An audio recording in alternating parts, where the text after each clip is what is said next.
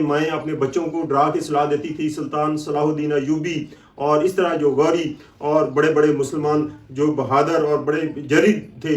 लेकिन अब एक नाम का उसमें और इजाफा हो गया है, वो है सैयद हाफिज आसिम मुनीर। अब आने वाले वक्त में हिंदू माएँ अपने बच्चों को डरा के सुलाया करेंगी कि पाकिस्तान का आसिम मुनीर आ रहा है। ये माँ का वो लाल है जिसने जो कहा वो सच कर दिया।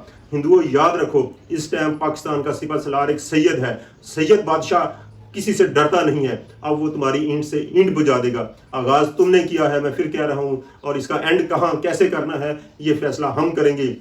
हमारे वज़ीर आज़म ने आज 10 बजे मीटिंग बुला ली है और उसमें वो फैसला करेंगे कि अब हमने तुम्हारे साथ करना क्या है। लेकिन अब तक जो हमने मुंह तोड़ तुम लोगों को जवाब दे दिया है, तुम्हारे 5 से 6 त्यारे हमने गिरा दिए हैं, तुम्हारा फौजी जानी माली नुकसान इतना कर दिया है कि आने वाली तुम्हारी नस्लें इस बात के ऊपर रोती रहेंगी और मातम करती रहेंगी कि किस मुसलमान मुल्क से पाला पड़ा था। तुम लोगों ने जुर्रत कैसे की पाकिस्तान की तरफ मैली आंख से देखने की। एक बात और याद रख लो, वो बात ये है कि यह बात यहाँ ख़त्म नहीं होगी। मैं वाज़े करना चाहता हूँ कि अब ऐसा जवाब देंगे कि अब ये फुल और फाइनल रिस्पॉन्स होगा। इसके बाद कभी आप लोगों को जरूरत नहीं पड़ेगी और हो सकता है कि अब इसी हमले में हम एक फाइनल फैसला कर दें और कश्मीर का मामला भी सेटल कर दें। आप याद रखना, सिर्फ कश्मीर सेटल नहीं होगा, तुम्हारी 6 जो सिस्टर रियासत हैं वो भी सेटल हो सकती हैं और खालिस्तान भी बन सकता है। ये तो बात थी हिंदुओं के लिए, लेकिन हमारे मुल्क में भी कुछ चंद एक बिके हुए हैं जो गद्दार हैं, वो 1 से 2% हैं।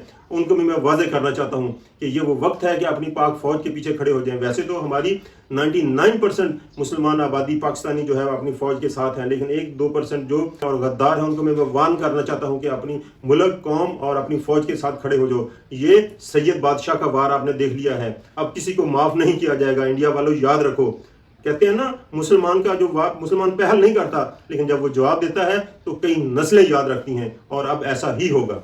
अस्सलाम वालेकुम।